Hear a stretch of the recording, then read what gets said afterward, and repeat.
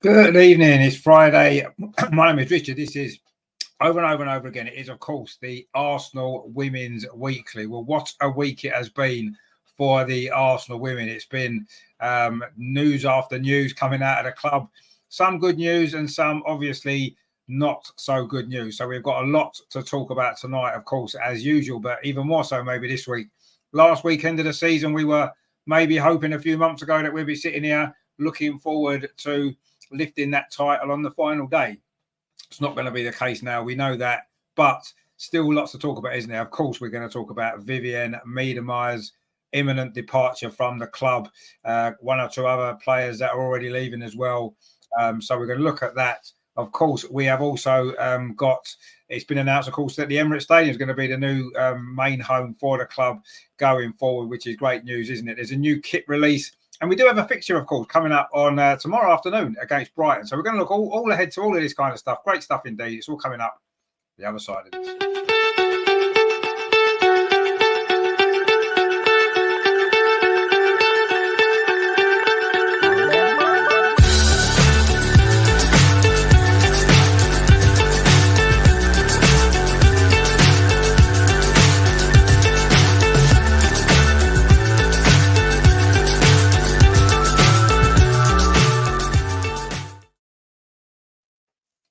And, of course, joining us from his London hotel, it is, of course, Andreas. How are you this week? Good evening, everybody. Not too bad at all. Only my Wi-Fi signal is very weak, so I can't guarantee that I will be with you for all the time, but I hope best. Well, we'll get through as best as we can, I'm sure. And, of course, you've got the new shirt on there, haven't you, which is very nice. Yes. The shirt with the cannon, yeah, the new home shirt. Yeah, I think the current shirt looks better, but I like the idea with the cannon on all three kits. So, yeah, and of course, as a fan, you buy it every year. Exactly, they know that, don't they? They can release any kit and everyone will buy it because that's the way it goes. Now, of course, there's only really one place we can start this week's show. It's a little bit sad in a way, isn't it? But it's something that we do need to talk about. Of course, it is a big departure.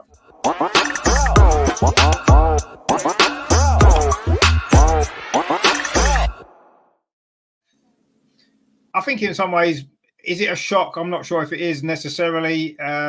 I mean, she's hardly played this season, Viv.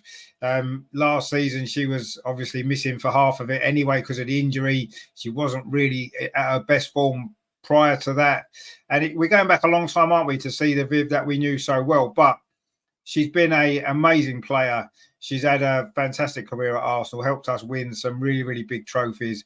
And I think we'll all be sad to see her leave. I think that's the first emotion. Of course, Andreas, you followed her, of course, at Bayern Munich before she came to Arsenal. So it's probably even bigger sad moment for you, isn't it? Yeah, of course. She always was part of my team. First Bayern Munich for, I think, 2 years, and then for 7 years for Arsenal. And I was really shocked when I read this beginning of the week, although there were signs and, yeah, it was not so surprising. I heard before that we will probably not offer a contract, but I can't understand this. Look at her statistics, at her records. She's the record goal scorer at the WSL, record goal scorer for Arsenal, for the Netherlands.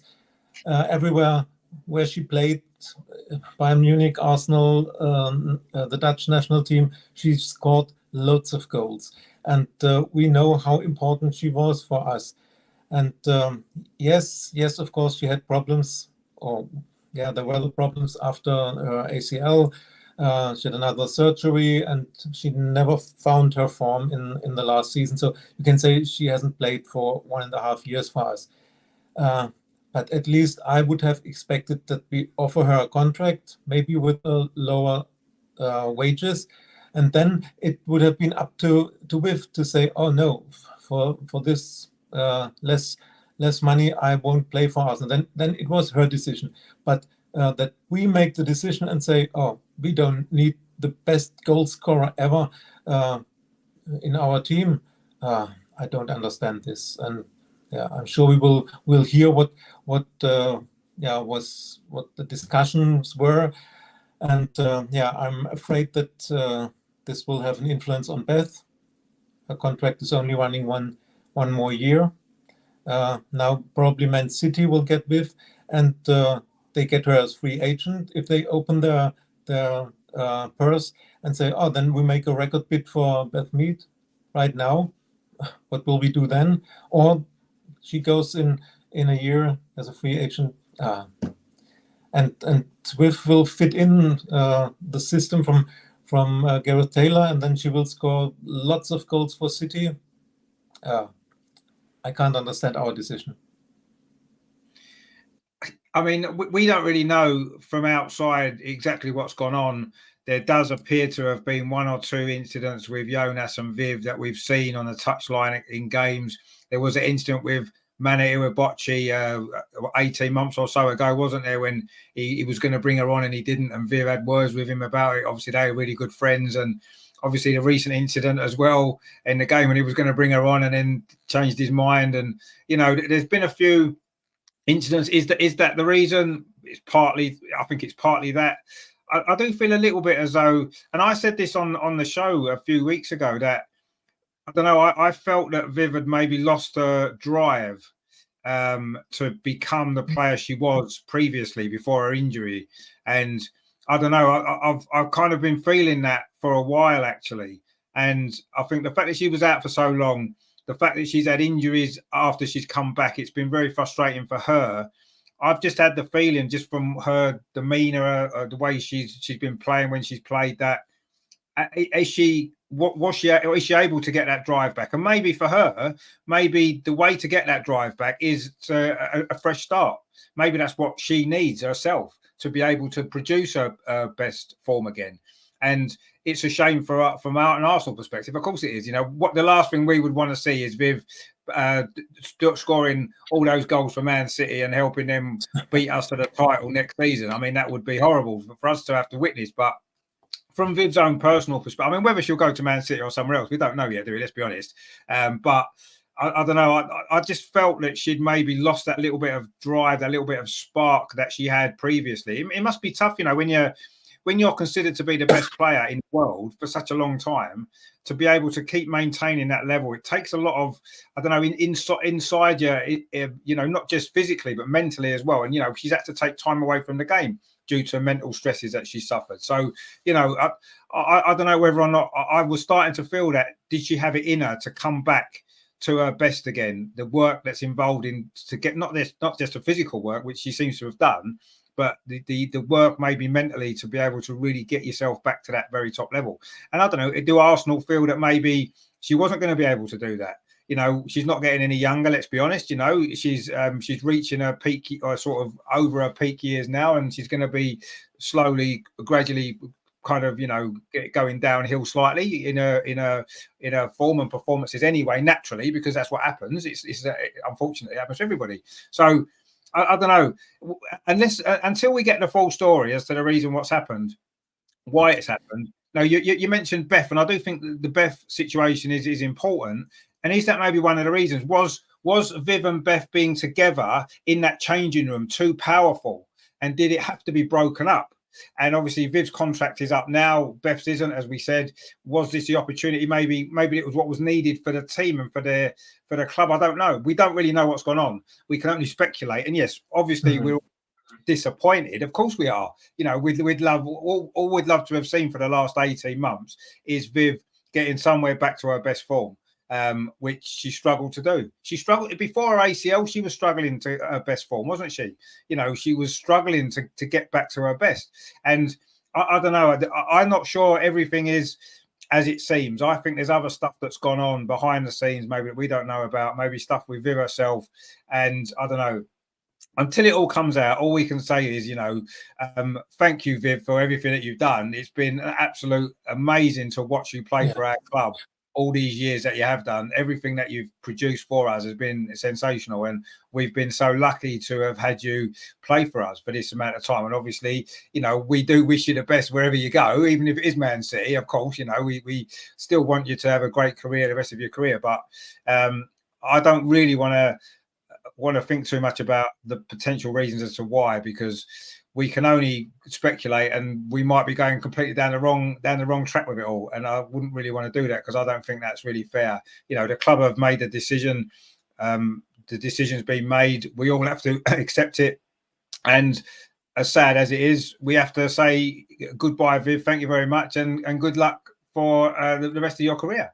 But we don't really know, do we, what's gone on, Andreas? And I think that's the thing, isn't it? We don't really know what's happened, but it's not been the same Viv, has it, for the last 2 years, regardless of the injuries played a big part in it. But even before that, it wasn't the same Viv, was it? Is it a Jonas thing with her?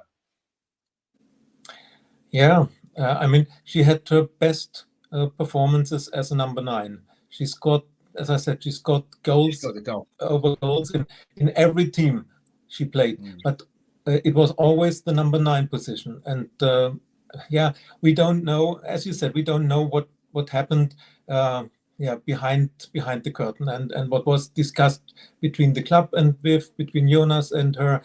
We don't know. Was it her wish to play as a number 10, and then therefore Jonas brought in Stina last season, or was it his decision and she didn't fit in this position? We don't know. She had mental problems, as you said. She took 2 times a short break from playing.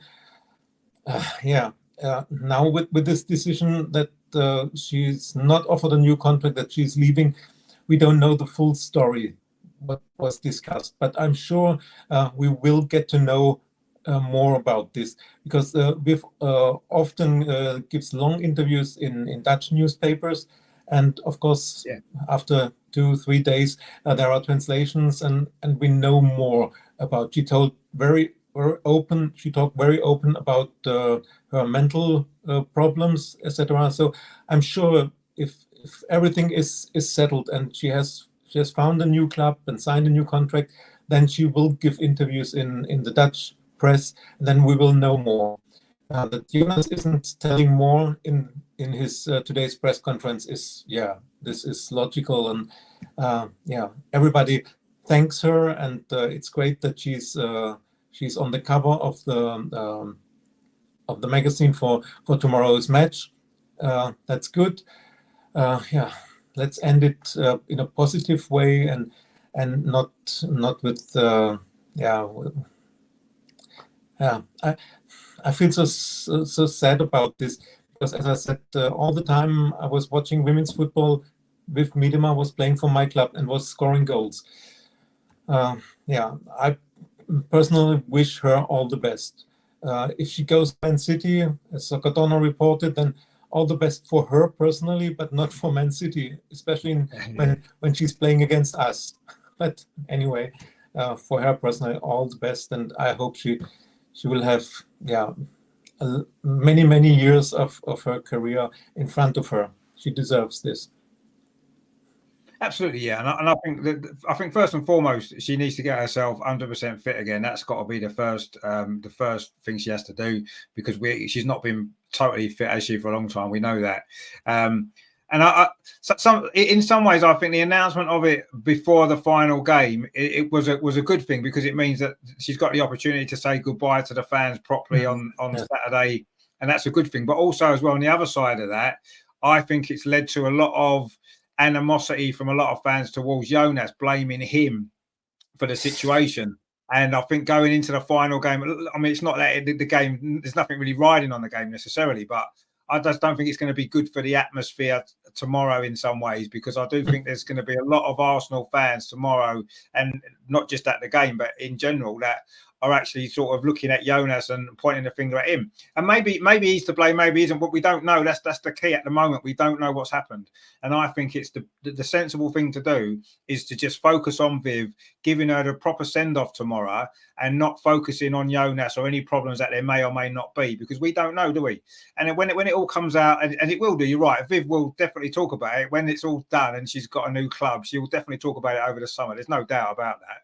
And we just have to wait until she does that before we make any decisions about how we feel about the rest of the people at the club and what's happened, because we don't know, do we? So let's not. I hope tomorrow doesn't turn into this Jonas thing, Jonas against Viv kind of thing, because I don't think that's fair on either of them. And it's certainly not fair on Viv, is it? Viv deserves to be their centre of attention tomorrow. And that's it. Nothing else. Don't worry about Jonas. Don't worry about what's gone on. That's irrelevant. All that matters tomorrow is Viv and giving her the proper send-off that she needs. And the rest of it will come out in due course, and we can deal with that then and worry about that then and discuss it then. At the moment, we just have to say, Viv, phenomenal. What a player. Absolute, as I said, absolute pleasure to see you play. I mean, you've obviously seen her play for your club a bit longer than we have, because she was at Bayern Munich before, as we know. And yeah, that's pretty much all we can say. I just hope and pray that tomorrow doesn't become that kind of atmosphere against Jonas and stuff like that. So let's hope that doesn't happen. Yes. Terry says, good evening, Richard, international man and Mr. Andreas and Viv. We miss you already. Yeah, of course we do. We'll miss Viv. Yes, we will. LG says, I probably started supporting Arsenal women in 2019 because of her. Thanks for the memories. And I think there's a lot of people the same. There is a lot of people the same, obviously, and it's that's what it is. Hada says, Jonas, I never loved Viv for sure. I will follow her to Man City. No, don't follow her anywhere, mate. Stay with us. It's one player. You can't allow one player to dictate you too much, can you? There's loads of other great players that we've got, and we need to enjoy them and appreciate them as well. Greg says, evening all, I don't think it's a shock. Yeah, exactly not. I think they are right. You can't give a contract to someone's past history. You've got to look to the future. Her injuries have probably played a part in it. Yeah, I think you're right, Greg. Yeah, I do think injuries, I say the last 18 months, even 2 years, we've not seen the best of Viv, have we?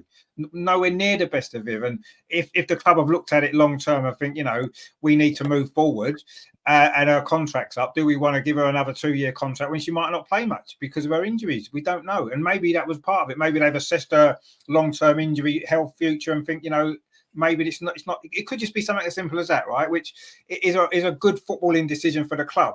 It's not a good personal decision for us as fans, but we have to sometimes detach ourselves emotionally from individuals at the club and look at the bigger picture. What's best for the club? What's best for everybody else, and not just for one particular player that we love so much.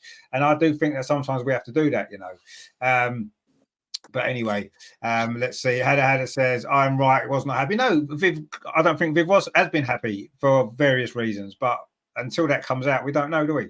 LG says, am I the only one who thinks that it is the right time for her to move on? Even before her ACL, I feel she didn't fit into our current system, which is pressing and work rate. She's not that type of player. Yeah, no, I agree. I said that, even before her injury, we hadn't seen the best of her. And yeah, it is probably a Jonas tactical issue to a certain degree, but you can't change the way you want to play to fit one player, because it's not going to work. You have to do what you've got to be strong enough as a coach. And Mikel Arteta has done it in the men's team. You've got to be strong enough as a coach to put your ideas into place. And if it means some players that people love not fitting in and moving away from that, maybe that's the decision you have to make. And if it is a tactical thing, if it's a fitness thing, all those things are football decisions. And I think we have, if Jonas has made those decisions or the club have on those bases, we have to respect that.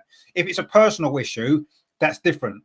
Then maybe that needs to be addressed, because you can't be falling out with your best players, because it's not going to work going forward for the future of the club. So, but let's see what comes out of it, and then we'll see how it works. LG says, Andreas, you following Viv to City? Of course he's not. No.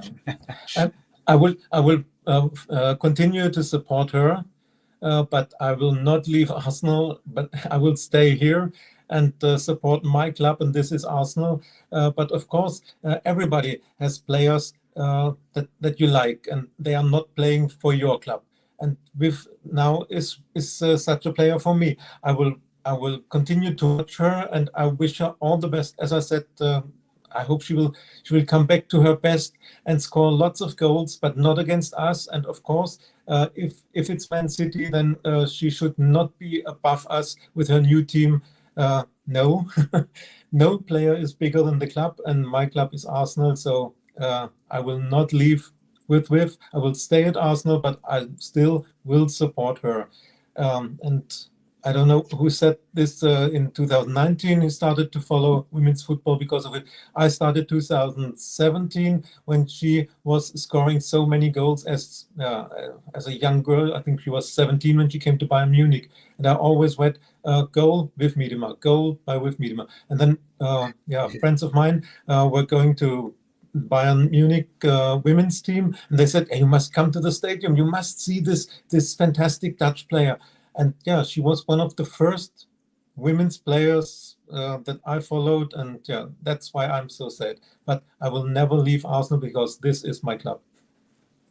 Of course, and players come and go, managers come and go, individuals come and go, and as football fans, we have to accept that our favourite players leave. They do. It's part of football, unfortunately, or they retire, or whatever it is. And I just think maybe, with the Dutch connection at Arsenal, with the men's team as well, with Dennis Bergkamp, etc. I think that Viv kind of fitted in to that mould, and I don't know. It is a sad time, of course it is, but football's like that, isn't it? Football's a ruthless business, and people leave and new players come in, and you don't forget the great players, but you all have to move on, don't you? Greg says, I think we're going to have a couple of big signings coming in soon. Well, I think we have to, and I think we will, but we need to now, don't we? Because Viv is going to have to be replaced in some way in the squad. I know she's not been playing much, but she's got to be replaced, and it's going to happen. It will happen, I'm sure. I'm sure you're right. There will be incomings, definitely. LG says she's not a number 10 as much as she might convince herself to be. Well, I think she prefers playing at number 10. And I think that's the point. She likes to be deeper, so she's involved in the game more. She can get more on the ball. Whereas when you're a number 9, to a certain degree, you have to rely on the service of your team.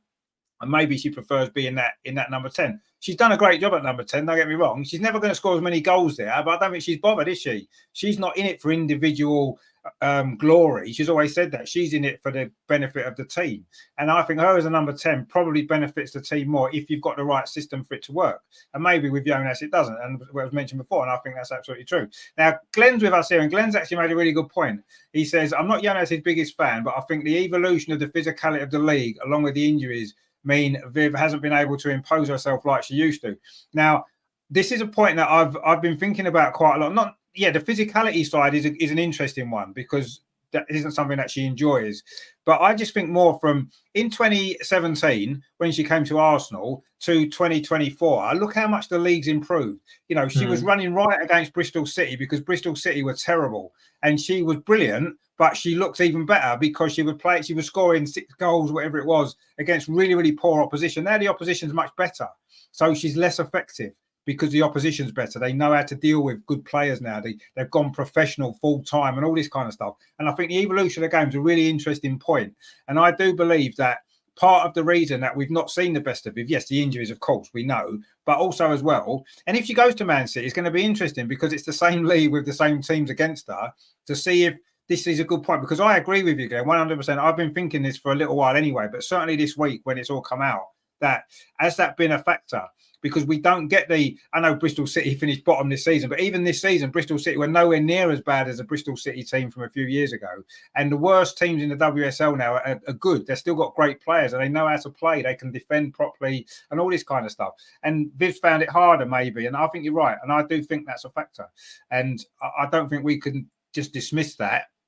But it's going to be interesting. If she stays in the WSL, then we're going to know, aren't we, for certain? Because if she goes abroad, if she might go to a league that isn't as competitive throughout the league as ours is, if she goes to Spain or she goes to the Bundesliga or wherever it might be, they're not as competitive in the same depth, are they, as the WSL is. So maybe she'll thrive more in those leagues. Maybe that's what she might be thinking. And that might, or France or wherever it is. So, or Holland. Let's see what happens. But yeah, I agree with that. Do you think that's a factor though, Andreas, that the physicality of the league, the way the league's improved, the standards risen, that although she's still a fantastic player, she doesn't stand out as much now, or she won't stand out as much now as she did because everybody else has improved? Yeah, that might be a point, but the other thing is she didn't fit in Jonas' system. I think Joe's system was built around her. When she came in 2019, I think Joe Montero saw that she's by far the best player in his squad, and he built his system around her, and everybody was playing for her. That's also why she scored so many goals, and she played as a clear number 9.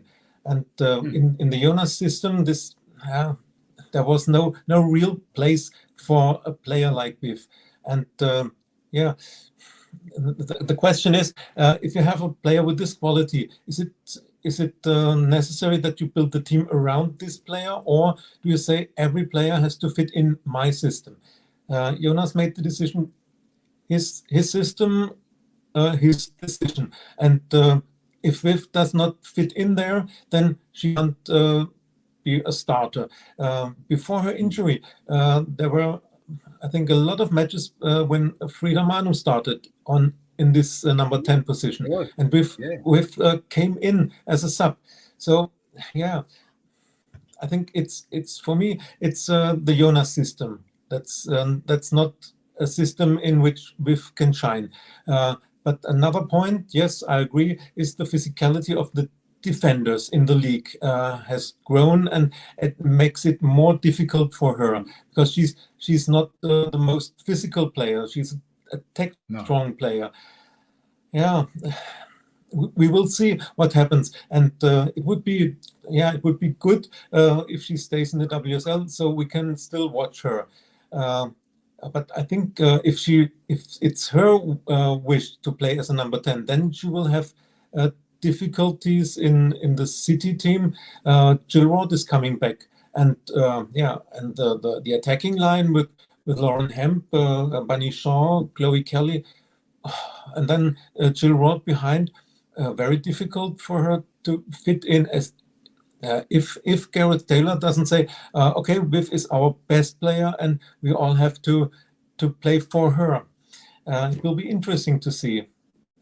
Yeah, another point is she always said she wants to play for Feyenoord Rotterdam because she's a lifelong fan of this team. So maybe she's considering to go there.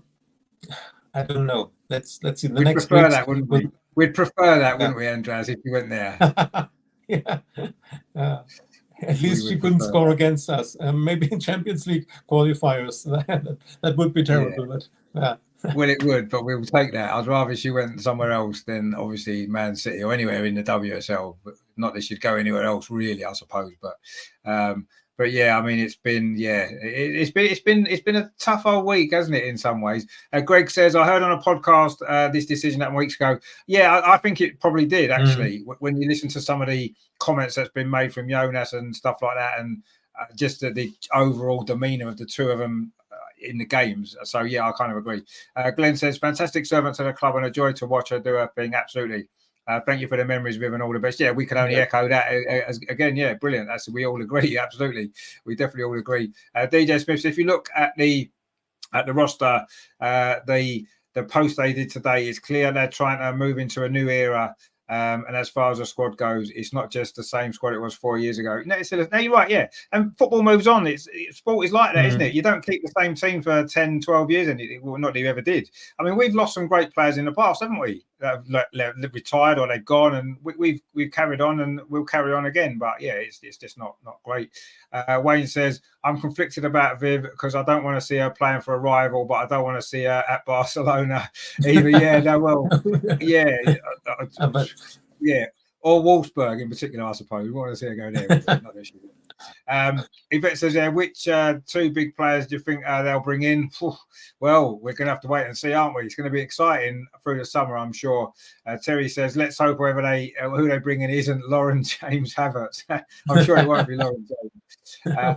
Yvette says, class is class. Only a handful of players can match what she has done. Absolutely, yeah, 100%. She's been one of the best players in the world ever. You're absolutely right.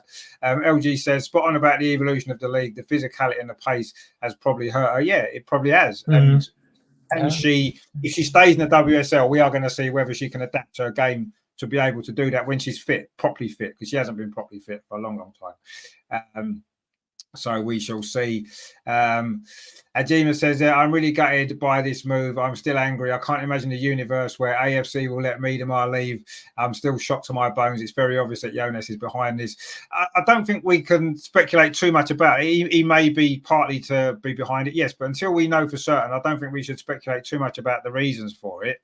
Obviously, we're all upset about it and we're not happy about it, but if it's the best for what considers to be the best for the club and the team, then we'll have to support it, won't we? LG says nowadays the team is the star, not individual players. Just look at Chelsea, and that's why Rivers also struggled. Yeah, maybe that's true again. Football has evolved; it's changed. Terry says, to be fair on Jonas, he has to do the best for the team, and moving forward, it's a new era. Yeah, no, exactly. He has to do the best for the team. We all agree with that, I think. LG says this might be similar to the Ozil situation. The evolution of the number 10 evolved beyond players like Ozil in his latter years.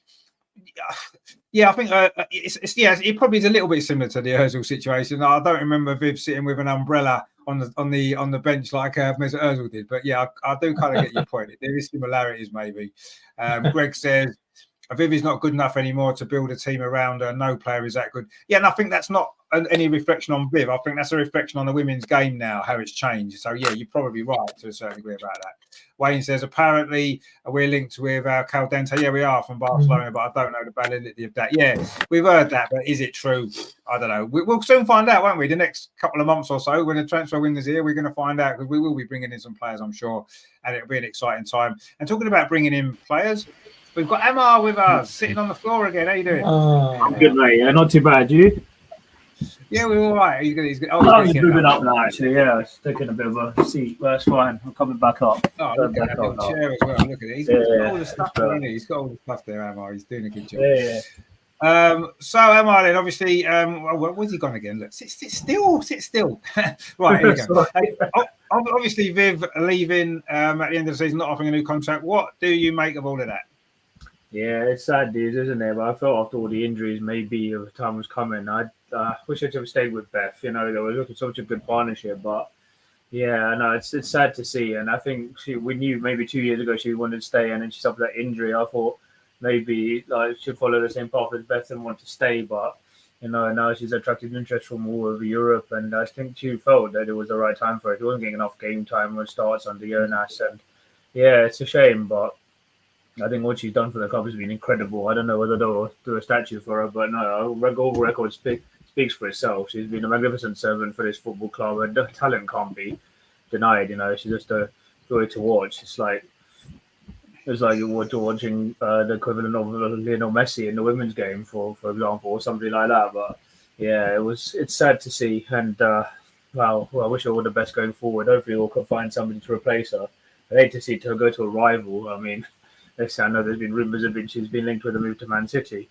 That would be frightening front line with Bonnie Shaw if they did join up. And as you mentioned, Andreas, we've kept Chloe Kelly and Lauren Hemp and Mary Fowler. Oh, the thought of that just shivers down your spine a bit, doesn't it? But yeah, no, it's sad news. And I don't know, she's still only 27. You've got to remember that, isn't it? It's hard to believe she's still only 27. And I felt she had a bit more to give, but I hope we can find a good replacement for her, because yeah, it's going to be tricky. But what can you say? I mean, she leaves a club with her head held extremely high, and it was great to read her note on X the other day. And yeah, no, it's a bit of an end of an era. My favourite players leaving, and there's nothing we can do about that. All we do is just thank you for her service, and then we just hopefully we can find the goals to replace her. As I said, hopefully we can sign that 20-goal a season striker.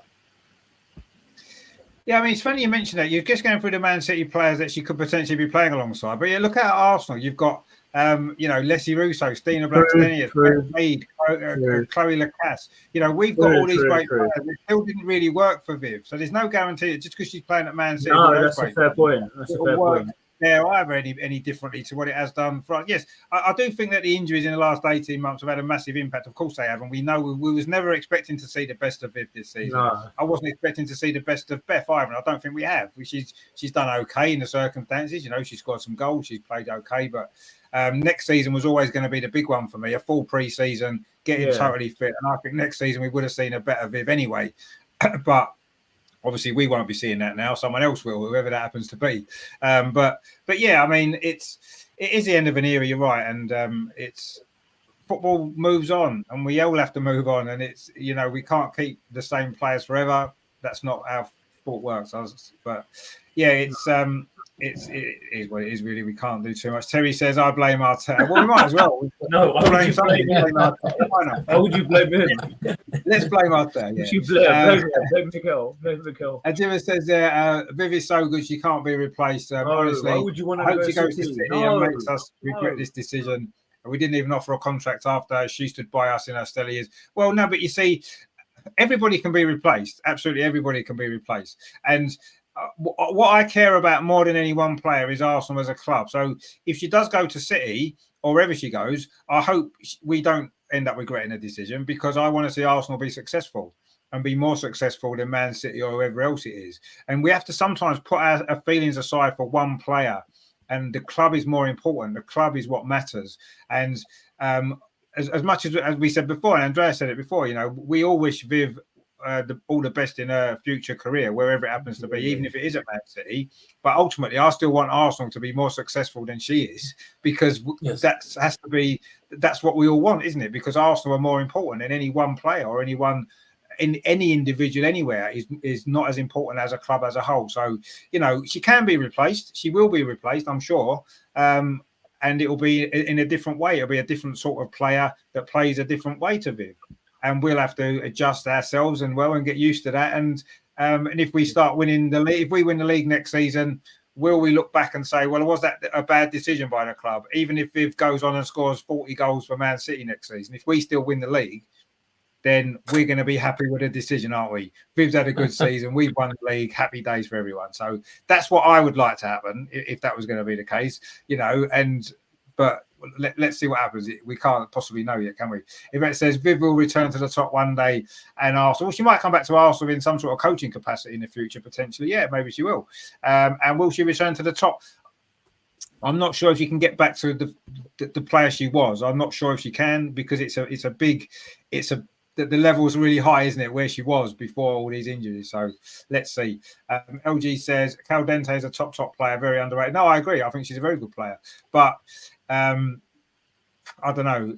Would she fit in with what we've got at the minute and what we need? I'm not sure if she's the actual player that is what we're lacking, but she is a great player, I agree. And you can't get too many good players in your squad. So I wouldn't really necessarily have a problem if we signed her. Yvette says, we have great players. Is it Jonas who can't get the best from our team? Well, I mean, we've won a trophy. We've had good moments. Yeah, ultimately, the manager's responsible for results and performances, 100%. Of course they are. That's their job. And if he doesn't get the right results and he doesn't get the right performances, then you have to look at the manager. Of course you do. But I think I'll say this season there has been one or two circumstances that we need to take into account. But next season, no excuses. He's got to do it, especially now. It's not just Jonas' decision, I'm sure, but the club have let Viv move on. So now we've got to be successful next season, haven't we? Because if we're not, it's going to lead to massive problems for everybody at the club, isn't it? Who was behind that decision?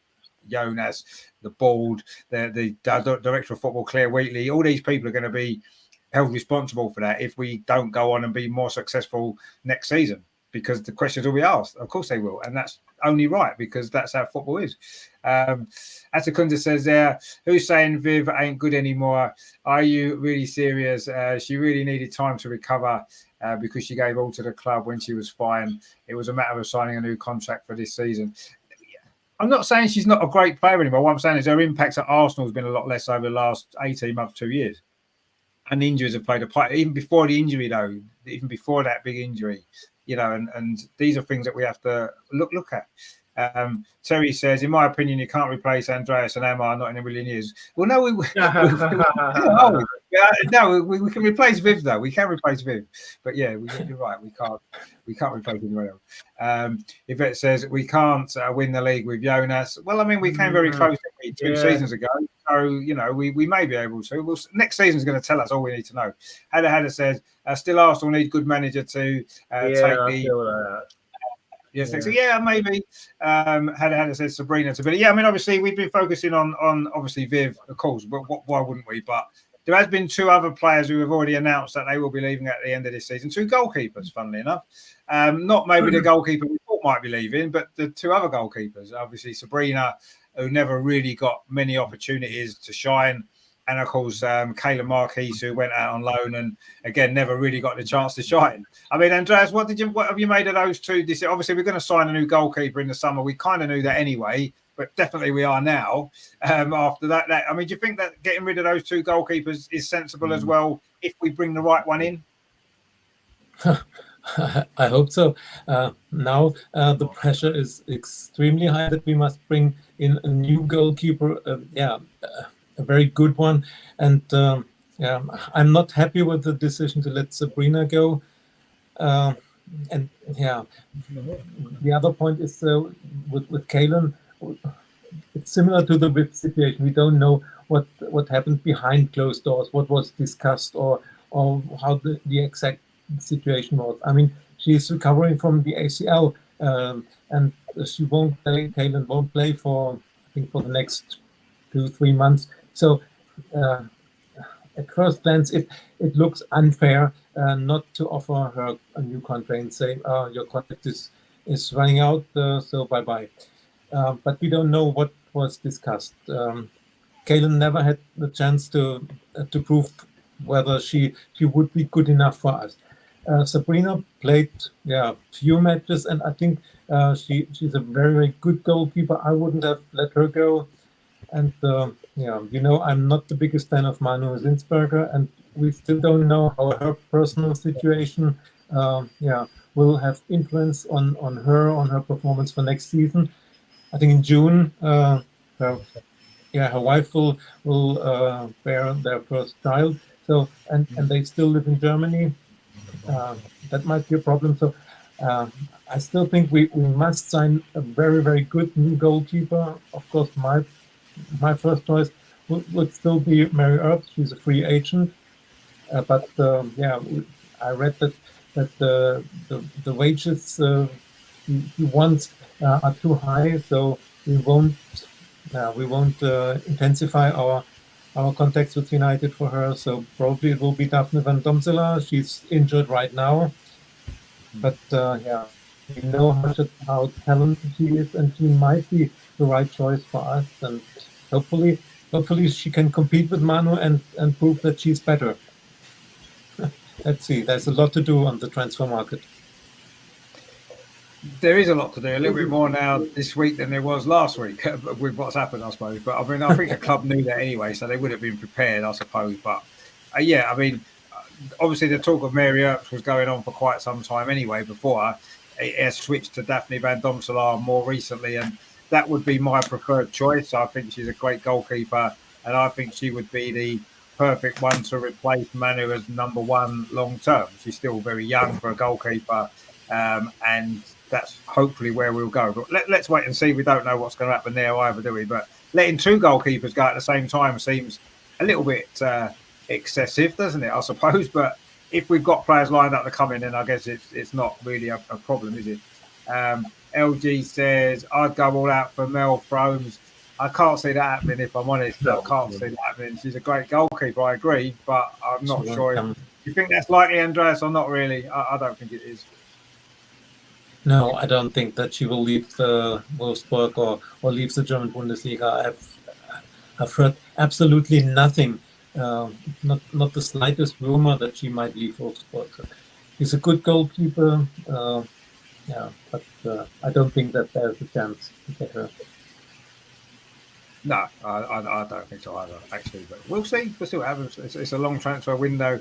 I mean, Emma, what have you made of the goalkeeping situation? Obviously, I think we all knew that a goalkeeper is going to be coming in the summer anyway. But to get rid of two at the same time, yes, one of them's injured, as we said, but it seems a little bit, I don't know, strange again, really. Some strange goings on at Arsenal this week. That was quite strange as well, wasn't it? Yeah, I don't know. I think maybe it was to do with the injury Kaylen suffered. I don't know whether they wanted to maybe let her recover here or just give her time. I don't know. It's not like I hope it's not being a clear out like we've seen in the past with the men. But yeah, I think I read somewhere that the preferred choice is Daphne van Domselaar. I don't know whether that's to do with Carl Ward leaving Aston Villa and the fact they're searching for a new manager. But I think she seems preferred. But I think Aston Villa maybe was not they've had such a poor season, and I back her. I don't think I wasn't sure. Everyone's saying, "Oh, let's get her," but after her performance in the World Cup, I think she could be a good backup to Manu. I know people still say not like I want to a bit digressing a bit here.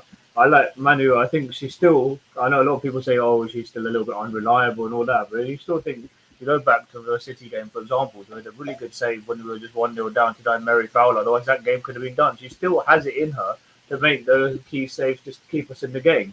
Whether it's in the long term that sees that, it's going to be interesting to see. But if Daphne were to replace Sabrina and it would be a good backup to Manu, let's see. But it's not.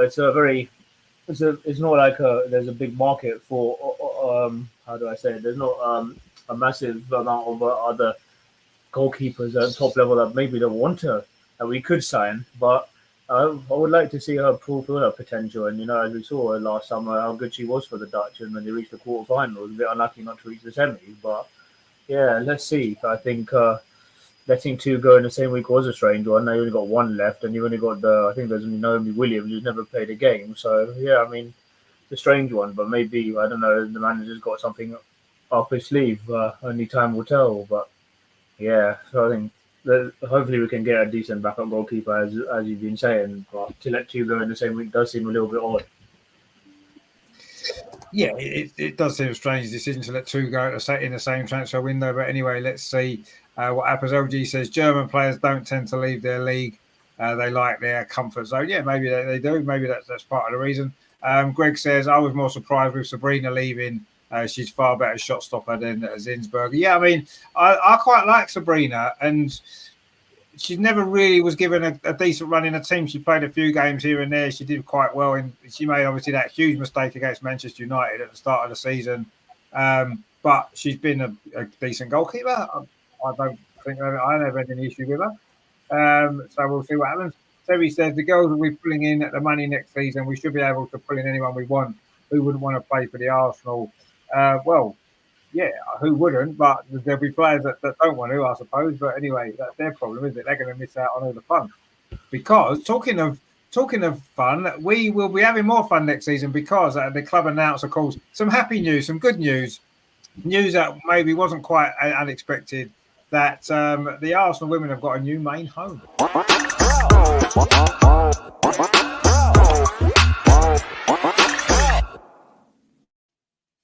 I mean, I don't think we were too surprised about the decision necessarily. The crowds that we've pulled in at the Emirates last season were just incredible. And clearly we've outgrown Meadow Park. As much as we love Meadow Park, it's obvious that we've outgrown it. And I think this is a good decision for the club. As Terry said there about the money, of course, the club's going to make more money. If we're at the Emirates and we're selling 60,000 tickets, most of the home games, then, of course, the club's going to generate more money, which can then generate in terms of building a better squad of players because we'll have more money to do that. So it's a great decision. It's great news, and it doesn't mean we'll still be playing some games at Meadow Park next season. Not as many, obviously. There'll still be a few. There's some of the Continental Cup games, for example. One or two of the WSL games should we make it through to the Champions League group stage. So there'll still be some games there next season. Whether that will be the last season we ever play at Meadow Park, we'll have to wait and see. But yeah, it's come round a little bit quicker maybe than we all thought it might have done. A year ago, we'd never have anticipated that this would be happening now because we didn't think we'd be able to sustain them sort of crowds. But this season has shown, hasn't it? The Leicester game, I think, was the final, was the one that kind of pushed over and said, if we can sell out that many tickets for Leicester at home when we're not going to win the league, this is the right decision going forward. And I think that was the thing that finally clinched it, really. But it's great news, isn't it? It's more and more people can watch this great team. More and more people can watch the WSL, the great football on offer. And there's what's there not to like? I mean, Andreas, it's happened quickly. The growth's been quick, but I mean, it's a good decision. It's the right decision, isn't it, for the club to make at this point? Yes, I think it's the right decision. And for me, the Leicester game was the decisive game. After this, with nearly no advertisement for it and no postings, etc., and then still having 43,000 or so. Yeah, this showed how big the fan base is right now, and I think this convinced the board, that the Emirates should be the home the home stadium for the WSL matches. If we qualify for the Champions League group stage, what we all hope, then it's 8 WSL matches at the Emirates. If we don't qualify, then all 11 matches are in the Emirates. Yeah, that's fantastic, and yeah, we are paving the way for all the other teams in the WSL, or yeah, all other teams in Europe. We are showing it's possible that a women's team can fill the big stadium. And yeah, our girls said it very often in this season that they feel home, that they love to play at the Emirates in front of big crowds. So it's a good decision, and it's showing the way where we what we want to achieve or what we want to do in the next years. I think next season maybe 8, maybe all 11, but we hope only 8 WSL matches at the Emirates. But the season after, I think the next step is all 11 WSL matches plus the Champions League matches. Let's see. It's a good decision for me.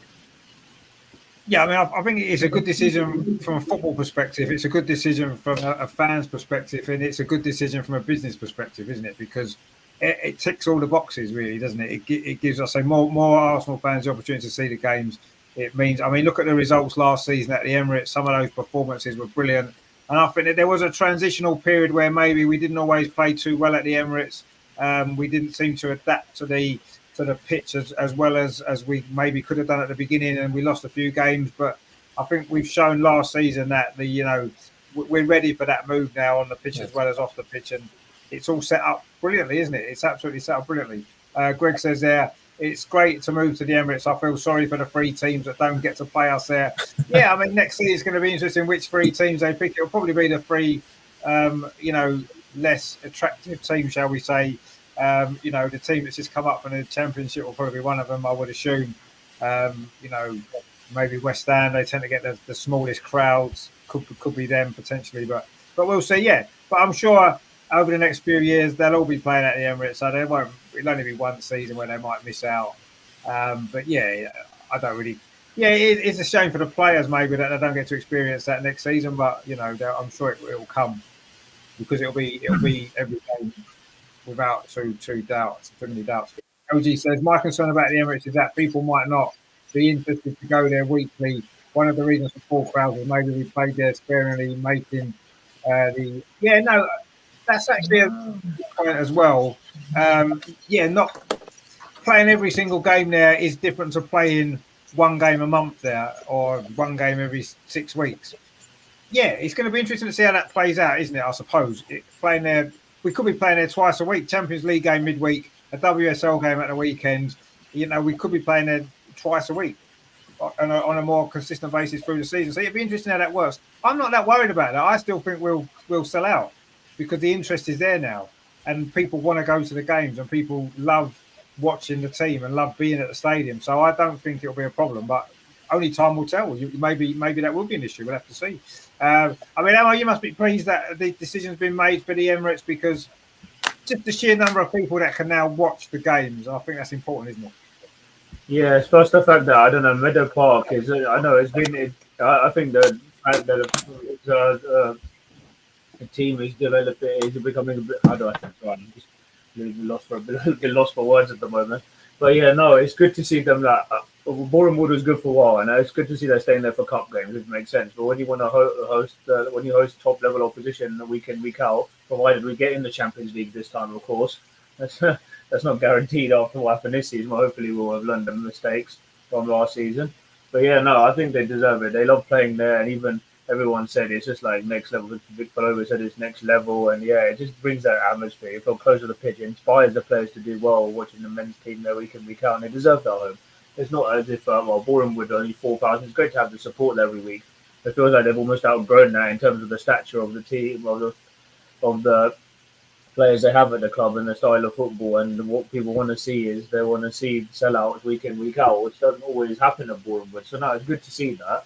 And hopefully now they'll start to play teams like Man City more often. Then let's be honest. I mean, how Man City are not played at the Emirates this season at last is beyond me. But I think they deserve to be playing all those big games, almost every big game there regularly now, and not just Champions League. Hopefully they can play 1 or 2 FA Cup games there, and provided we qualify for the Champions League or the Champions League games, as you saw when we sold out the Wolfsburg semi-final and last season. Yeah, it's just it makes sense to move there, and hopefully, well, obviously not all the games will be played there. They will never fully outgrow Bournemouth, I suppose, but no, it's good news, and it shows that the club is moving forward, and it's with Edu's vision or whatever, or V-Night, what's his name? V-Night's vision as well. So no, that's good to see, and hopefully we can continue selling out the Emirates week in, week out. Yeah, and it's all part of the growth of the game, isn't it? And I think it's an important step forward, isn't it, to be able to do that. And we've led the way already this season with the crowds that we've got, and we're going to be leading the way going forward because, yes, some of the smaller teams have played at Leicester, for example, play most of their games at the King Power. And Aston Villa have played quite a few times at Villa Park. Reading play at the main stadium as well. But for a top team to have made that step is a big statement, isn't it? You've got Chelsea, you've got Manchester City, and you've got Manchester United. Are they going to follow suit? Man City have got their own purpose-built stadium for the women's team, really, haven't they? So I don't know, we'll see. But Arsenal leading the way in everything that we do. The only thing we're not leading the way is the league table at the minute, but I'm sure that will change over the next couple of years. Let's hope so. But yeah, it's great. It's a great decision. I'm really, really happy about that, and looking forward to seeing more games at the Emirates next season. Secunda says, it's your birthday tomorrow. Fantastic. Well, you know what's going to happen then. The Arsenal women are going to score loads of goals. Happy birthday. So that's what's going to happen tomorrow. There we go. Ajiba says, I prefer to have Miedema in Arsenal than Jonas. Yeah, but Miedema can't be the manager, can she? So what do we do? You know what I mean? What would we do without a manager? We need a manager, don't we? So I say one player, one individual isn't more important than the club. We have to remember this, and sometimes it's difficult, but we have to remember that, don't we? So yeah, the Emirates, great stuff. And so tomorrow, the game tomorrow is going to be one of the last regular home games. Well, it will be the last regular home game at Meadow Park in the WSL. The others, the spare ones, really, if you like. So yeah, it's going to be a big occasion tomorrow. And of course, talking of new stuff, obviously Andreas has already previewed it for us, but we do have a new kit.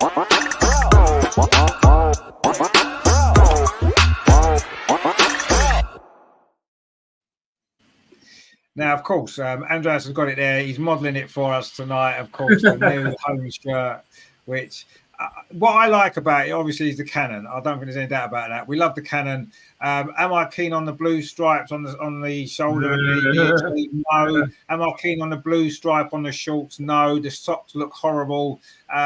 But, it is what it is. It's a new shirt. It's, I don't know. I like the cannon. That's all I'll say about it. I do like the cannon. It does look. That's all the kits should always have the cannon. Should always have. We shouldn't have gone with anything else other than a cannon on our shirt. So that's a good thing. Obviously, Andreas, you must like it because you've got it on there. You must be enjoying the new kit. Yeah, as I said, as a fan, you think about do I like it? But in the end, you buy it. That's what I do. And I went to the Armory today, and there are hundreds of new kits hanging there, lying there, very, very good presented. And of course, when you're there at the shop and you see the kit, you feel it and you think, okay, I must have it. It's a fan thing. And of course, it all depends on money. And every year, 3 new kits. Maybe we'll get a women's away kit again. So yeah. It's all about the money, but we fans, we want to have the current kit and we want to attend the matches in the current kit in the same color kit as the girls are playing. So yes, I think the blue stripes, the 3 Adidas stripes, that's strange. Shouldn't have been blue. Why not also red there? Yeah. But the as I said, the idea with the cannon on all kits, that's a good step, and that makes it interesting to wear the new kit. So yeah, of course, I was at the Armory and I made Arsenal a bit richer today. It'll buy the new striker that we're going to buy, won't it? That's what it'll do. It'll fun that. Whose name you got on the back? It's 23. 23, Les Caruso. Oh, hold on. That's I'll be a your safe favourite choice pick. because obviously she's not going to be a player to leave, is she, this summer? So you're safe with getting Leslie on the back, aren't you? As opposed to one or two others that we're not quite sure about yet. But no, I mean, yeah, the blue I'm not sure about. We did have a kit, didn't we? Or was it in the 90s that had a similar kind of white shoulder with blue stripes? I seem to remember an Adidas kit from, was it 91 or something like that? It might have been around that sort of time. So whether or not they've tried to replicate that, a modern version of that, I don't know. But I would have rather it been red stripes, I've got to be honest. Or I don't know, yeah, just not blue, really, not blue and white. Blue and white's not really what Arsenal should be associating themselves with, really. Especially after the other night when the team that play in blue and white in North London didn't really help us out much, did they? So, but yeah, I'll get used to it. I'm sure it's the shorts that really annoy me. I really don't like the shorts at all. I think they're horrible. But the top itself actually isn't too bad, to be honest. It's not too bad. It's the rest of the kit I'm not overly keen on. But I'm sure we'll get used to it when we start wearing it, obviously, throughout the season. We're going to be wearing it tomorrow. Of course, the women are. The men can't wear it Sunday, by the way, due to some ridiculous Premier League rule that if a team is still in with a chance of winning the title, they have to wear the kit for that season. They can't wear it. That's a joke. That's one of the funniest things I've ever heard. It's true. It's true. No, I said that's one of the funniest things I've ever heard. That's a joke. Honestly. Yeah, it's mental, isn't it? I mean, so Arsenal the Arsenal men on Sunday have got to wear this season's kit as opposed to the new one. So there you go. But I'm sure it won't stop all the fans buying it before the game, as normally happens on the last game of the season. But the women are wearing it tomorrow, so we'll get to see it actually on the pitch. And maybe it'll look better when they're actually playing a match in it. I don't know. We'll see. I say the shorts and the socks to me, no. And I thought Arsenal women were moving away from white shorts. I thought they were changing like all the other clubs have done, to different colour shorts. But anyway, they've kept white shorts for this kit. But there you go. Terry says too much blue and white for me. Yeah, well, yeah, it is really too much. I'll say blue and white is not really what we should be looking too much at, should we? Terry says, "Give us a twirl, Andreas." It's like the generation game. There you go. As a good said, thank you. I was waiting for your early wishes to go to sleep. Yeah, happy birthday for tomorrow. We'll see you tomorrow, I'm sure, when the game's on. LG says the City Stadium is called the Academy Stadium. It's mainly for the Academy team. Yeah, it was originally for that reason. Yeah. Well, it's actually not called Academy Stadium. It's now called Joy Stadium, isn't it? It's called Joy. Well, Stadium. yeah, it is the Academy Stadium. It's just a sponsorship thing with Joy, and we had a lot of joy there the other week, didn't we? Which was nice. But first one in 7 years. Good to see. Indeed. Adema says that she was struggling to get her pass form because she was being played out of position. Jonas hardly played her in the striker position, but she didn't want to play there. She wanted to play as number 10. She made that quite clear. So I don't know. It's a little bit of both, maybe, but still. Greg says, still don't like the cannon turn the other way around from the original crest. Yeah, no, it is the wrong way around, but I suppose they don't want to. I think sometimes Arsenal don't want to kind of look too much at our history because of how great it is, and it makes the modern kind of time seem a little bit lame in comparison, maybe. So they need to maybe draw a line under the past and say, yes, the past is there, but we don't want to really get you thinking too much about it, because you might start realizing that actually the present isn't as good as it could be. But anyway, I agree. I prefer the cannon the other way around, but it is what it is, and it's better than the badge that we've had. So it's a step in the right direction, let's put it that way. Terry says, spot on, Greg, and the 3 cannonballs missing. Yeah, I used to like that kit with the 3 cannonballs underneath. Yeah, they were good days, weren't they? LG says, I like the blue stripes on the white. The cannon is too big. They should have trimmed it a bit. And the white is too much, especially at the back. But overall, it's a solid 7 out of 10. I don't know, maybe 7's a little bit high. But anyway, I mean, it's too much white on the bottom and the side, too much blue. But there you go. I don't know. Blue and white and Arsenal shouldn't really be together. I quite liked it when we had do you remember when we had a white kit and it had like purple bits? I think purple would be good. Purple's more of an Arsenal colour, so maybe gone with that. But anyway, did you see what did you guys think of the second and third kits though?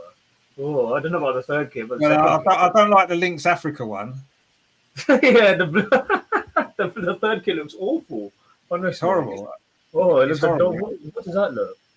I mean, I don't know whether or not it's an attempt to obviously to reach out to the African market, because we've got obviously Fly to Rwanda on the sleeve, and now we've got the Lynx Africa kit. for the third kit. So I don't know whether or not it's, we're trying to draw in fans from Africa as well, maybe. I don't know. But anyway, I don't particularly like it. I've got to be honest. The black second kit. Greg says, I've got a ring on that has the original crest. It looks far better. Yeah, my tattoo's got the original cannon on it as well, facing the right way. LG says the women can't change the white shorts because the red shirt and white shorts represent Arsenal. It's a tradition. No, but they were going to be doing that, wasn't it? I mean, a lot of clubs had white shorts as a tradition, but the women's team have changed. Man City being one example. So we could change to, I don't know what colour they'd have to use actually, because I think all red would look a little bit too Liverpool-like, wouldn't it? With red shorts and a red top. I don't know. It's difficult, isn't it? I don't know what colour they would use personally, but anyway, they're going to stick with white for now. So you go. Terry says, if I buy that shirt, I'm getting Son written on the back. No, you silly boy. Son after the other night, you missed that chance. I don't think we should be. Get Moyes written on the back if he does a favour. So get Moyes written on the back, man. Yeah, maybe. Yeah, Moisey 24. I mean, Emma, what do you think of that new kit then? Do you like it, or is it not one of your favourites? It's all right, but again, I'm not sure about the blue stripes on the cuff. I know we've always been red and white. I mean, blue just reminds me of the other dominant team for in the WSL. I don't mind it, but I preferred the one we had in 22-23 to this one, which was decent. But I mean, it is what it is, and yeah, I suppose Nike come up with something different every year. But yeah, it's all right, I guess. But I don't know whether I'd buy it. Probably if I had to buy one of them, I'd buy the second away kit. The black one looks decent, but yeah, it's all right at best. I think 7's a bit kind. I'd probably give it a 6 probably. Yeah, maybe 5 or 6. I'm thinking, but but it might grow on me as the season goes on, maybe. And if we start winning loads of games in it, then I suppose it will always. It's like that. The away kit from last season, the luminous one. Everyone hated it at the start of the season because we won a few games 6-0 in it. People suddenly think, oh, actually, I quite like it now because we've won a few games in it. So I don't know whether that'll happen for this kit as well. I'm not sure, but anyway. LG says, I'm in Africa, and trust me, everyone in this continent is fully aware of Arsenal. But I just think it's like, they're trying to, I don't know, maybe it might have nothing to do with that at all, but, it just does look like the Lynx Africa bottle, doesn't it? So there you go. LG says, the current one is better than next season's one. Yeah, I agree. But yeah, no, I agree. The current one is, certainly the home kit is better this season than the new one. Yeah, I agree. Hannah says, Jonas thinking to fill the Emirates, then winning trophies when other managers thinking about winning trophies.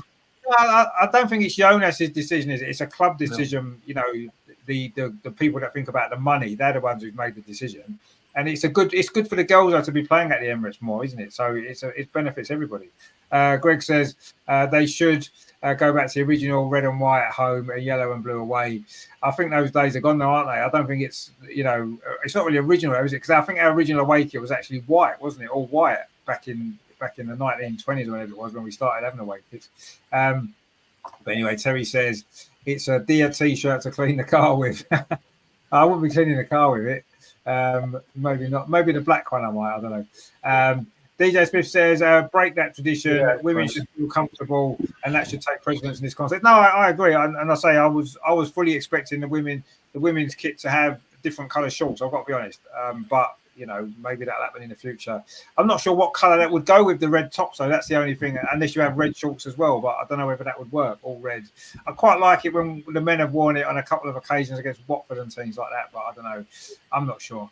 And Aaron's with us. How you doing? Good to see you. Hope you're well.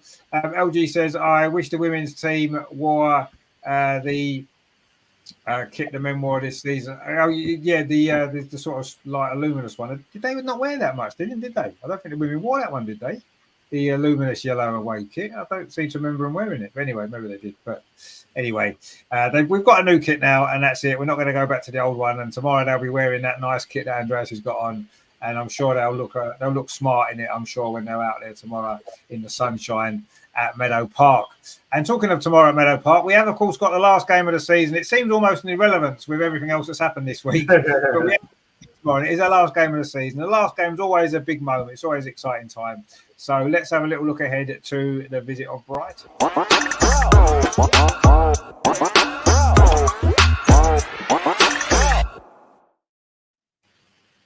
Of course, when the fixtures came out at the start of the season, I think we were all maybe hoping that Brighton at home, last game of the season, would be the game where we lifted the title trophy and could celebrate in the sunshine. And that's what we're all hoping might be the case, but it hasn't worked out like that. In the end, it's a bit of a dead rubber, I suppose, isn't it? You know, we can't finish any higher or lower than third. We've got that third place that we needed, and everyone's going to be more focused on the other two games elsewhere as Man City and Chelsea try and decide the title between them going into it, level on points, 2 goals difference between them, incredible. So, but we've still got a game, and it's still an important game. It's still a big game, and it's still a game we have to win because we're Arsenal. We can't afford to not play to win a game, regardless of the circumstances. And obviously, it's Viv's farewell game, as we've already said. And I'm sure whether she'll start the game or not, I'm not sure, but I'm sure she's going to play some part and more than a couple of minutes at the end as well. I'm sure she'll get a good half an hour at least. And that's one thing to look forward to, if nothing else, isn't it? I mean, Andreas, what are you anticipating for the game? Because not a lot's riding on it, to be honest, is there really? Well, nothing's really riding on it, in honesty. But it's a big game in the sense that, you know, we want to try and build this momentum. We had a good win at Man City last time out. We want to finish the season well. And it is obviously Viv's last game. Yeah, it's the last game of the season, and nothing can change in the table for us. So I think the City away game was an important game for the mental side. Everybody wanted to win against City because just to show that we are competitive against these big teams. But the last match, I don't know how big the motivation will be, and a lot of players will have the Nations League matches that are coming, the Olympics that are coming. No one wants to get injured in this last match. So let's see. I hope we will end the season on a high and with a win. Last season, we ended against Villa with a 2-0 defeat at home. That wouldn't be good for the current situation with all this negativity after this announcement. It would be good to win and to win and to have togetherness with the fans and the players and just end the season and show everything would have been possible. We had 2-3 matches in which we lost stupid points. Otherwise, we would compete for the title. We are doing our best. We are winning our matches right now. So I hope for a win and for a good atmosphere. I hope that the fans won't be too negative against Jonas, and it will be only with in Jonas out. Everybody has his opinion. We discussed it here. I said what I'm thinking about it, but above all, it's the club, and I want my team to win.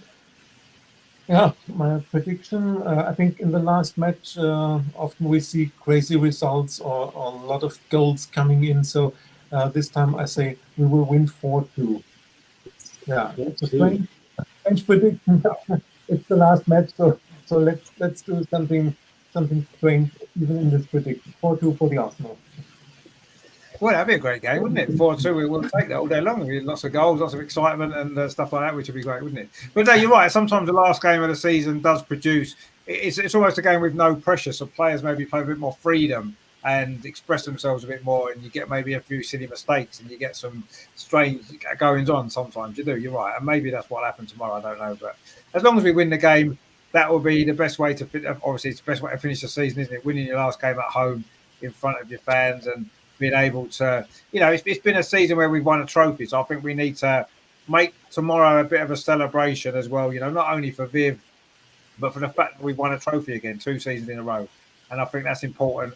We've qualified for the Champions League qualifiers again. I think that's a positive as well. So I think there's a lot to be pleased about. It's not the season we all hoped it was going to be at the start. We was hoping for much more, but ultimately there's been a lot of positives. We need to look at those. We need to celebrate what's been a decent season, a trophy-winning season, and hopefully look ahead to what's going to be even better times in the next year. I like this from Yvette, actually. She said 3rd and 4th place should be a playoff for 3rd Champions League. It would make it more interesting. Yeah, I know it might affect us now because we're third, and we could lose, and then we would, But I kind of like the idea of that. I think playoffs on their own are actually quite a good thing because I do think it keeps more. Instead of having dead games at the end of a season, quite often there's more riding on a lot more games because of playoffs and stuff. And I wouldn't necessarily think that would be a bad thing. Obviously, in future, we're going to be first or second, so it won't affect us when they change it for next season or after that. So let's go with it because it's not going to happen this season, so we don't need to worry, do we? But next season, we'll be first or second, hopefully first. So let them have a third and fourth place playoff, but between Chelsea and Man United or whoever it might be. And we won't need to worry, will we? So, yeah, I think that's a good idea. I like that. I would like to see that as well. I think that would be good. And it would keep things a little bit more. And then maybe the same for relegation. I think they should do that for relegation as well. And the second relegation play should be a playoff with the team that finishes second in the championship. Let them play off. It might not be a fair Saturday, would it? Because if full-time professional in the WSL, they're not always full-time professional in the championship. Maybe it wouldn't be fair, perhaps, but I don't know. I do like playoffs. I think they're exciting, actually. Greg says there it's only Brighton 8-0 at least. Wouldn't it? But I don't think so. Terry says, I bet we don't lose this year. I think the girls are going to stuff them. Yeah, I'm sure they will. LG says, nothing to play for. Put the kids like Freya Godfrey. Come on. No, I think we need to take it seriously. Yes, there's nothing to play for as such. I agree with that. But I don't know. I'd like to see proper team play. Terry says, Viv hat-trick. Now, wouldn't that be something, eh? A Viv hat-trick on the last game. That would be quite something special. But I'm not sure if that's going to be what happens, but let's see. Emma, then what are you expecting from the Brighton game? And obviously, it is a dead rubber in many ways, but I think it's an important game. We want to go out with a bang, don't we? Yeah, it's a game where fixture we've already dominated. Said I think we've only conceded something like 2 WSL goals ever against Brighton, something like that. Can't remember exactly what it is off the top of my head, but yeah. Yeah, well, of course we want to go on a high, but can we keep another clean sheet to finish the season on a high? That's been the main problem between us and challenging for the title. We've only got 5 clean sheets in 21 games, which quite simply isn't good enough. And yeah, maybe there's 1 or 2 things. Okay, I know Leah's been injured, Amanda's had been pregnant. I think that should be a priority going into next season, trying to sign another centre back to make us a bit more solid as well. I know lots has been fantastic, but we need another. We definitely need to improve in that aspect. Whether we can could keep one tomorrow against player like Elizabeth Turland, who's had a brilliant season at Brighton and has been shortlisted for one of the players of the season. Well, I don't know I think we'll still win, but hopefully we'll still get on the high and finish the season on the high.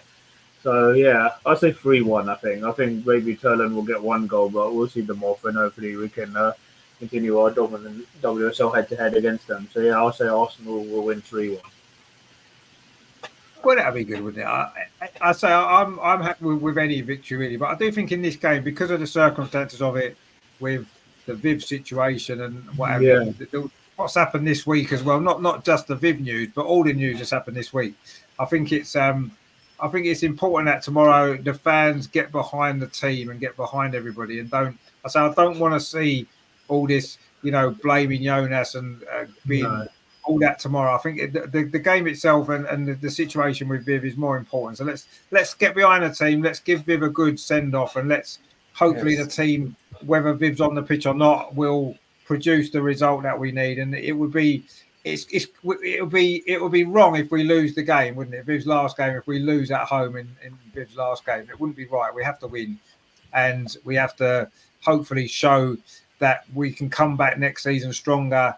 And the last game next season might have a lot more riding on it. Let's hope it does. But yeah, it's the last game of the season for me. It's always got mixed feelings, however the season's been, because it's the end of an era in a way. It's the end of a season, isn't it? And it's kind of a little bit sad that you're going to kind of miss it through the summer. But in a way, it's like an opportunity to reflect and look back on the highs and the lows, and there has been many of each this season for us, hasn't it? Let's be honest.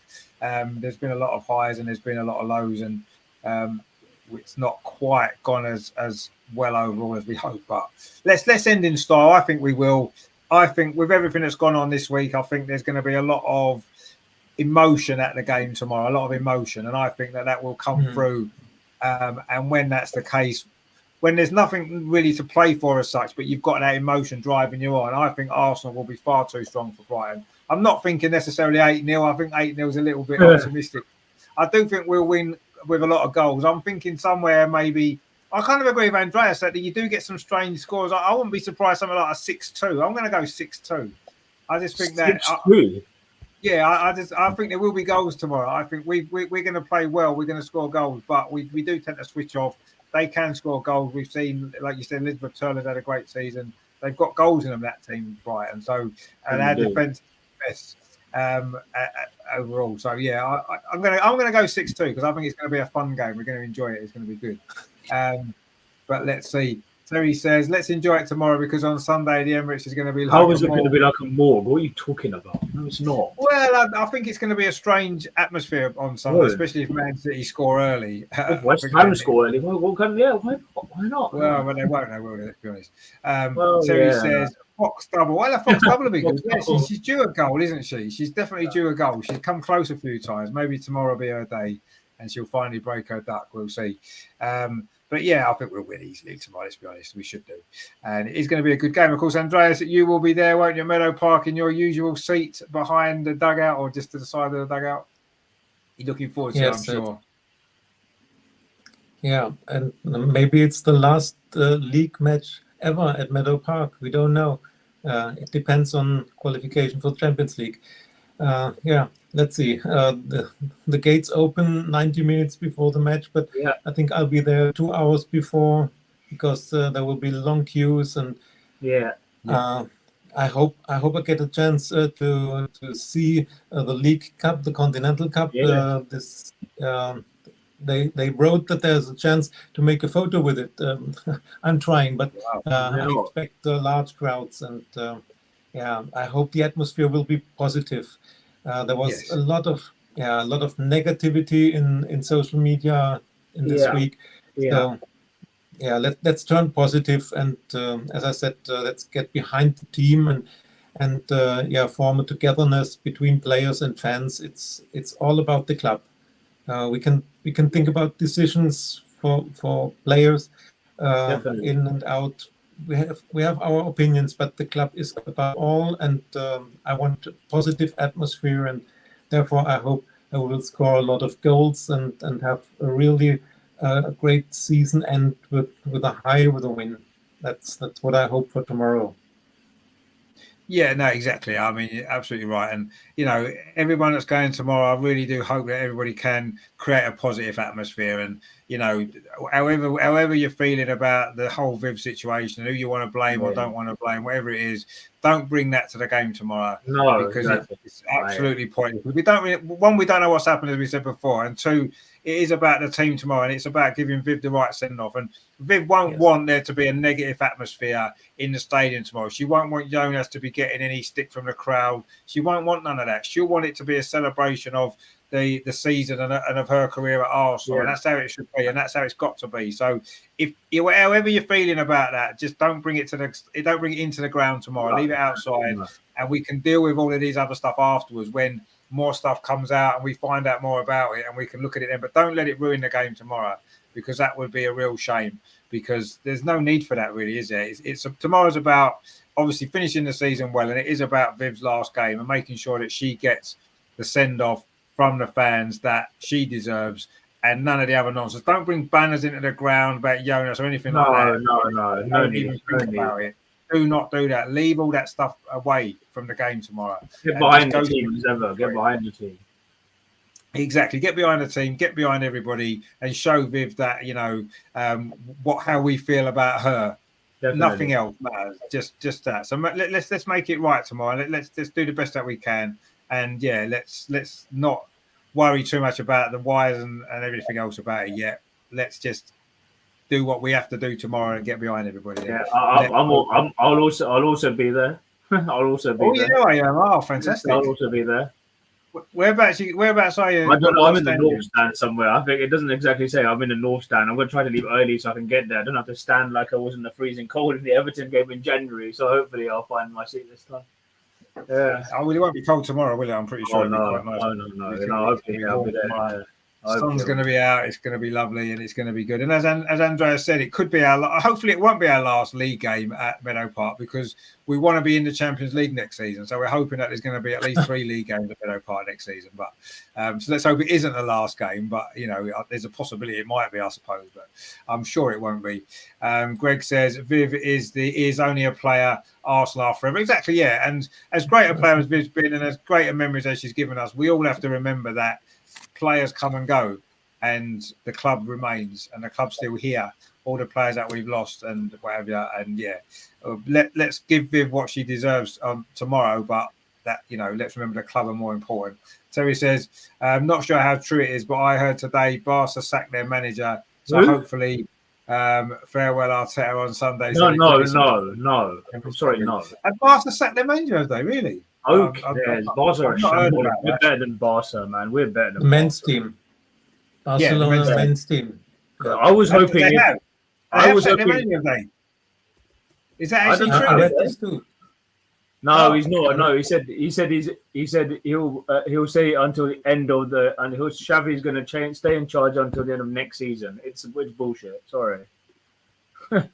Well, okay. Next season. No, but I honestly thought I was actually hoping we'll get Jonathan Heraldez, but he's off to the NWSL, so that puts that to the file. But anyway, it's fine. I'll just we'll get behind Jonas for now, but hopefully he can make us proud and even prouder next season. So let's just get behind the team, as you say, Rick. Yeah, that's what we've got to do. LG says they're 2 days away from lifting the Premier League. He's confident. I think you can't count, because it's going to be at least that 365 days away from. Well, unless West Ham pull off a rabbit, they're not going to. My mate at work's a West Ham fan, and he said to me, if you've got to rely on us to get a result with Man City, then you're wasting your time. Fair enough. I don't disagree with that. I say 5%. I kind of agree. I say 5%. I'll give them a 5% chance at best, maybe. Well, I don't know. I remember, was it 2 or 3 seasons ago on the last day when they were battling with Liverpool for the title, Man City? They played Aston Villa. They were 2-0 down at home and they needed to win. And they came back and scored 3 goals in the last 20 minutes or something, didn't they? That's what happens tomorrow. West Ham will be 2-0 up. Everyone will get excited, thinking Arsenal won the league. And then when Man City will score 3 goals in the last 5 minutes. Whatever happens, I don't think they'll. Personally, I think there'll be nothing to be ashamed of. We haven't bottled it like we did last season. So anyway. No, we haven't. We haven't. I mean, yes, we'll look back on. There's a few games we'll look back on. If only here, there, and there. But that's football, isn't it? That happens. If you don't win the league, you're always going to have regrets about certain games, aren't you? We do with the women's team. Look, if we'd beaten West Ham and Tottenham, look where we'd be now, going into the last day. True. You've always got regrets unless you win it, haven't you? So and if we do end up winning it Sunday, then we won't need to worry about all those games that we lost, will we? Because it's like it won't have mattered, will it? Terry says. LG, I never had you down as a City fan, but enjoy. Well, yeah, City are going to win the league. Greg says 5% is very high odds. Well, it is very high odds when you look at the games on Sunday. It is very high odds. But anyway, we'll worry about Sunday on Sunday. We've got tomorrow to look forward to first. And of course, the game is a 3 o'clock kickoff on a Saturday. Now, how unusual is that? A 3 o'clock kickoff on a Saturday. When does that ever happen? It's unheard of. So that's a good thing to enjoy, isn't it? So it's going to be Arsenal women against, of course, all the games in the WSL kick-off at the same time, which again is nice, isn't it? When all the games are played together, I like that. The only good thing about the last day of the season is all the games are at the same time, and it's great because you're scrambling around looking at other results, how this is getting on, how that's getting on. It makes it exciting, doesn't it? Whereas if a game's played the day before or the day after, you don't go through all that, do you? It's nonsense. So, yeah, I like the last day for that reason. So I'm sure, we'll be watching our game. Of course we will. But we'll have half an eye on the Man City, Aston Villa game and the Chelsea United game as well, won't we? To see how that's going, because it's exciting, isn't it? When the title goes to the last day, it's always exciting. Not so exciting. Okay, one word. Who do you think is going to win it tomorrow? Oh, that's interesting. I'm going to go Man City because I think they've got an easier game, and I think Man United will probably get a result against Chelsea. So I'm going to go Man City. Andreas, who do you think is going to win it? Yeah, I said weeks ago that City will win both league titles, men and women, and I still stated this. I think Chelsea will only draw it away at United, and City will win comfortably against Villa 3-0, 4-0. So with every goal that City scores against Villa, the pressure will be higher on Chelsea. They will know the result, at least at halftime.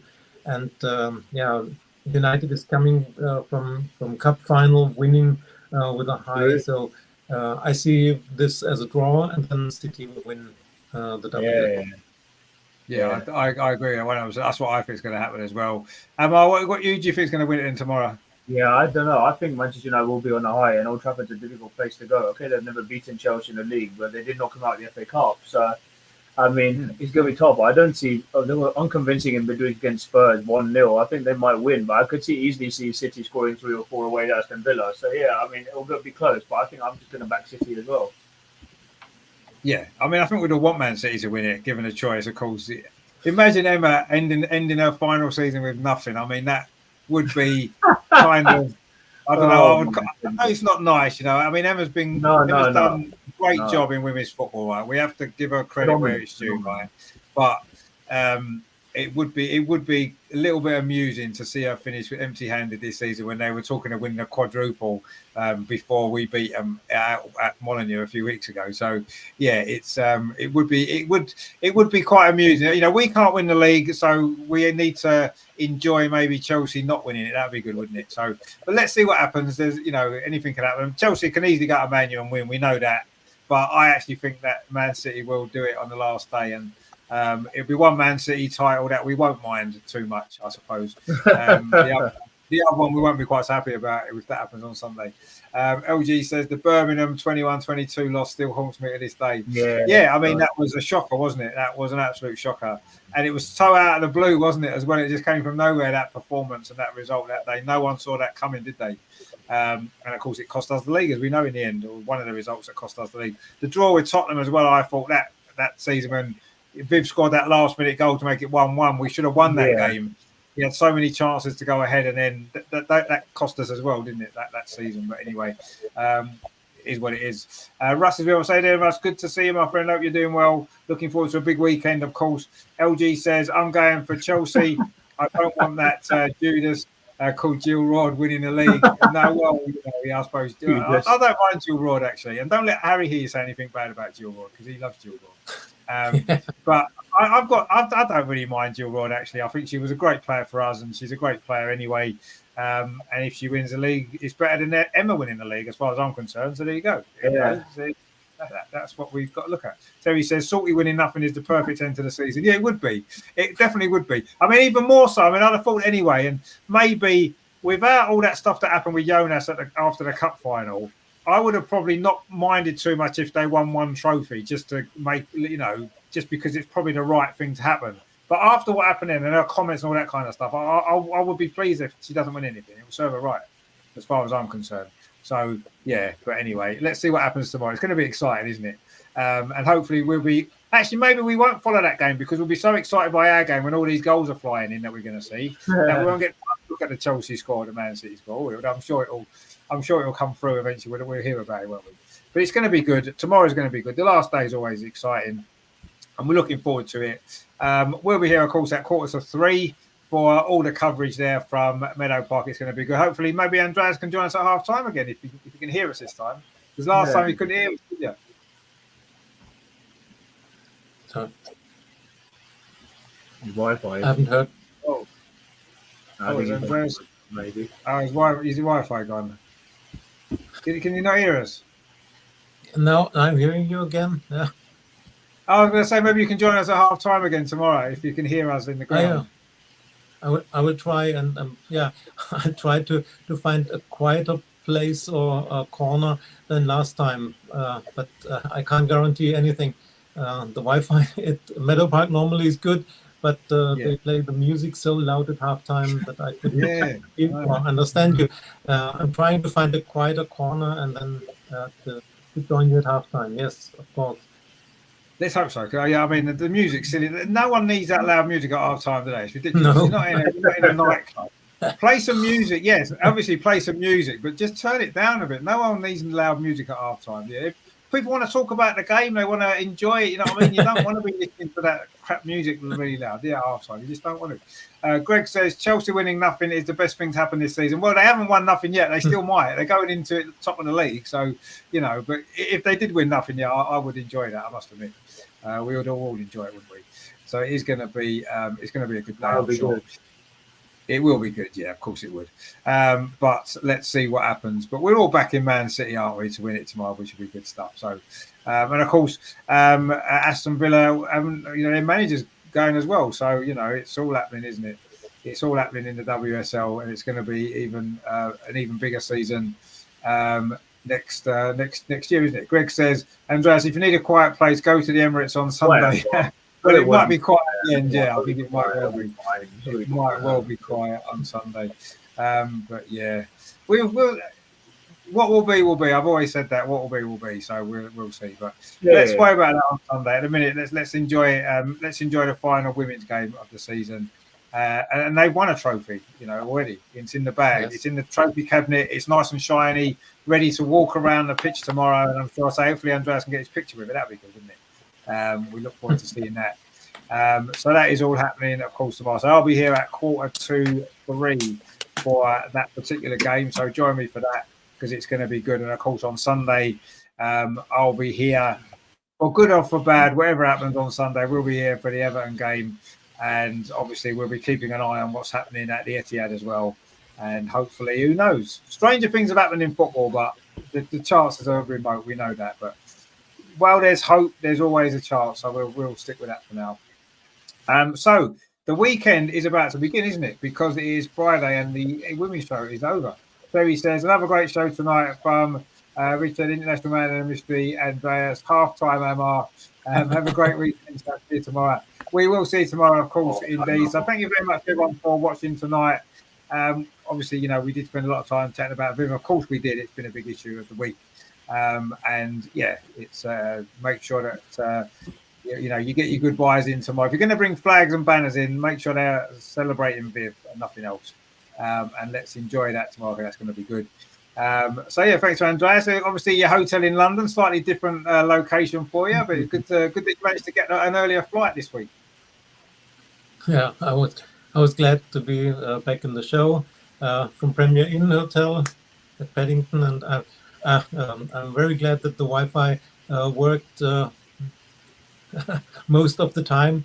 So sometimes you were frozen. I couldn't see you moving, but I heard you. But then, yeah, it was a bit of a problem. But anyway, it's always great to be a part of the show, and I'm looking forward to the match tomorrow. Yeah. And of course, next week it's going to be the big show because it's going to be the season review show next week. So we're going to look back at the good, the bad, and the ugly of 2024, and we'll go through it. Our end of season awards, as always, as well. Some interesting awards next week. I'm sure we'll have. It's going to be interesting to see what people vote for as well. So that's going to be good. That'll be next Friday, of course. At the usual time, we're going to have our end of season review. I'm so looking forward to that. It's going to be really good. So that'll be that. Amar as well. Good to see you again. Have you enjoyed the show? You obviously enjoyed the game tomorrow. Yeah, it's been good. It's been a while since we last had one. Yeah, and I look forward to the game tomorrow and the review next week, and maybe a final teaser to finish off the season as well. I think of another decent quiz question to finish off the season as well. So I'm looking forward to it. It's going to be good. It is going to be good. But of course, before that, we have got a big weekend of football. A big weekend. Tomorrow, of course, we said the final WSL game of the season, Arsenal versus Brighton at Meadow Park. We are going to enjoy that here at 2:45, and then, of course, Sunday. We'll be keeping everything crossed. I'm sure we will. It may all be in vain, but we shall see. And I'll be here for that one as well. So join me for that. Terry says, Amar, don't forget your Arteta. No, not until Sunday. Greg says, a great show as always. Thanks for making the start of the weekend a great time. Well, thanks to you guys for watching as well. That's what, and your comments as well. That's what makes this show what it is. It's great to hear your thoughts on everything as well. So thank you very much for watching. Don't forget to give us a like before you go. Please subscribe to the channel. And don't forget to join us tomorrow for the final game of the season. It's the last two watch-alongs of the season, actually. So they're going to be good. So enjoy them. We've been doing some stuff over the summer, the Euros and whatever and stuff like that. We're going to the Lionesses game at the end of the month as well. So there'll still be stuff on. But the last two main watch-alongs of the season, you don't want to miss them, dear, because they've been good this season. Terry says, hit that like button before you go.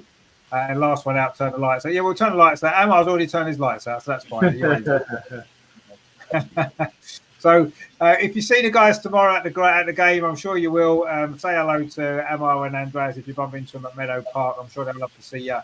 And of course, if you're not at the game, come and join us here, and we'll watch it together. It'll be good. So thanks for watching. It has been the Arsenal Women's Show. Thanks to Andreas. Thanks to Emma. Thanks to you guys for watching. Thank you for all your comments as well. We will see you tomorrow with the cannon and that new shirt at Meadow Park. Come on, you Gunners. Let's finish in style. Let's do it. Thanks, guys. We'll see you tomorrow. Take it easy. Bye.